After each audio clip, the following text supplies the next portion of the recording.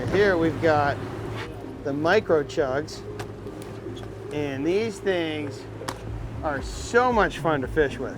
In fact, it's probably my favorite Albie lure. And since we're filming, I'm gonna go full on Attractor with the hot pink so we can see it. But today in this overcast condition, you know, the chrome color, a real natural color, is also a very good option. I'm always very partial to amber, and I don't have it here, but we also make an olive with a translucent white belly. But we're filming, and it's foggy, so we're gonna let them find it with this pink and just enjoy some great eats. And then we've just got a lot of fun in store for us.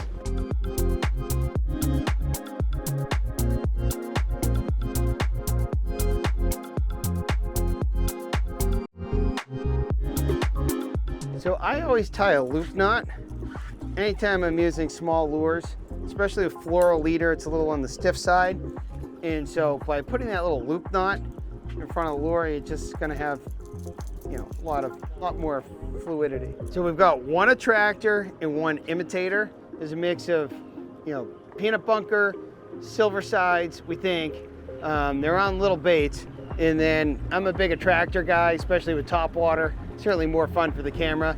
So Jogo's got the imitator, I've got the Attractor. See which one's more effective. Who knows? They're probably both going to fish good. Because the great thing about these micro chugs is they bring the fish to you. So if you're just near the feed, a couple of big pops, you got these real natural little teasers. So if they're on little baits, I think half the time they're eating the flag as opposed to the treble. It's just got one hook, so they're easy for release. A lot of times I even just mash the barb down. You know, at this point, we're pretty much catch and releasing. It's all about the eat, not the how big, how many. We just want the action. So I'm gonna mash the barbs down on mine and just enjoy some great topwater fun. So it doesn't take much, just my pliers close down on the hook, just rotate it around a couple times. It's better for the fish, better for a fast release, get back in the game quicker. You're good at the rod. I don't think you even lose that many, any fish for that matter, with the barbless hook. In fact, maybe you'll have better penetration. But we're catch and release. I just assume see these fish go back happy and healthy. Well, maybe not happy, but healthy. And so we're coming up on the feet. I'm gonna stop yapping and get at it.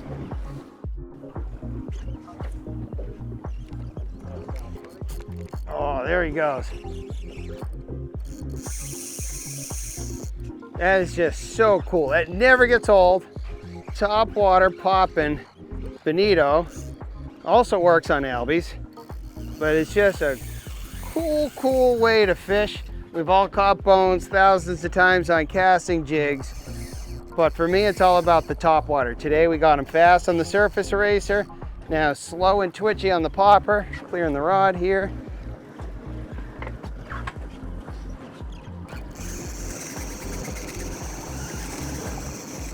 And this fish is very unhappy about the situation. So again, don't let the popper size deter you from being too big with the Albies. So the advantage of the barbless hooks is the popper comes right out and we can get a nice, happy, healthy release of the fish. Off it goes.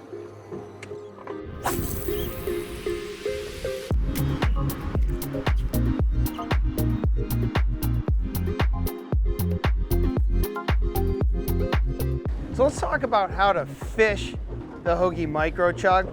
Now, it's a very light lure. This lure is about ½ an ounce, and it's got a cupped head. So while it looks aerodynamic, I'm not gonna call this the world's greatest casting lure.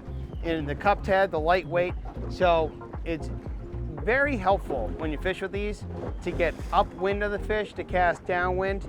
Now, certainly they bring fish to you, so it's not the end of the world if you get a little short, they'll come and find you. But whenever possible, you want to be upwind when approaching the fish with these micro chugs.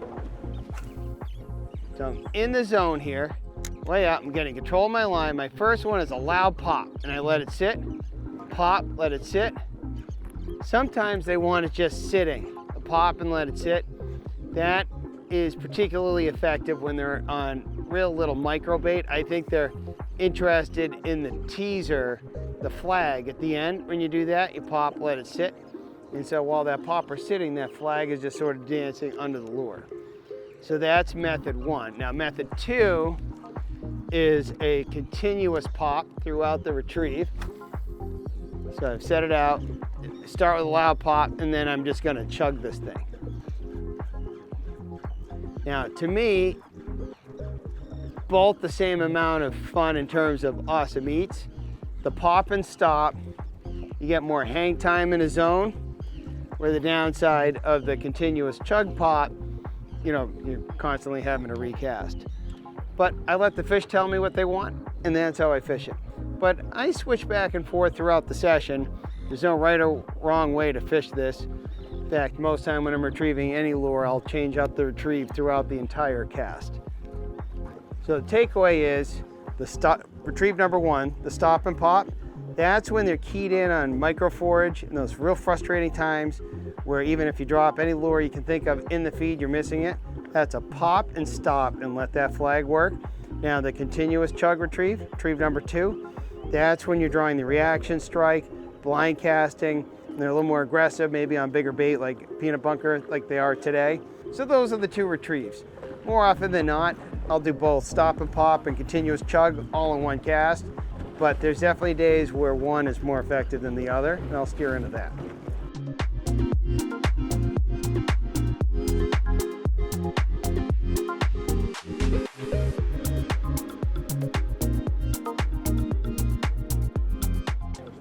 So here's the outfit we're using today. My standard issue Albie outfit, in fact. This is the Hogy 7-foot medium action rod with my 4000 class reel. In this case, it's a Daiwa Saltus. I've got 20-pound test braid, got 20-pound test fluoro on this. Now this is just a nice, happy, lightweight outfit to cast these lures. This is about a 1/2 ounce popper, and it's very soft action. It's a lightweight rod.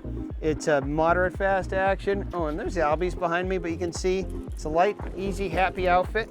Perfect for these fish right here. Oh gosh, this is, now I know why. Everyone was laughing at me while I'm talking about the outfit. As you can see, cast no problem, into the feed, and chug, chug.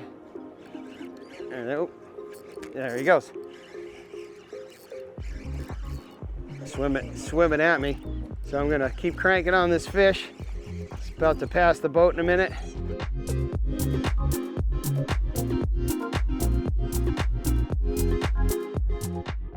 So I just want to talk real quick about swimming this bone. Now this fish, it's really warm water, and it was out for a little bit with some photography, and I'm not going to release this fish if I don't think it's going to survive. I'll take it home to eat. But if you just swim it, sometimes it might take a couple of minutes, but this fish, the colors come back, its pectoral fins are sticking out, starting to have a hard time hanging on to the fish. That's when you know it's ready to let it go. But it really doesn't take much just to revive these fish. Just escort it a little bit with the boat and gear, and then off it goes. That's a healthy release.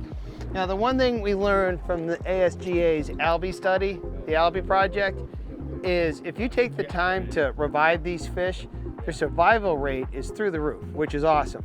But it does take just a little effort. It didn't take long, maybe a minute, just to swim that fish. Off it goes to go have Bonito babies and have bones for our kids to catch someday. Well, of course, the nice weather popped out as we come up to the boat ramp here in Bass River. But heck of a day, yeah. Top water bones, pretty much the entire session. Cracked the code a little bit. Once the tide got cooking, got the micro chug. Awesome day, Jogo, as always. Yeah, thank you so much. Yeah, look forward to the next time. Yeah, for sure, man. It was good.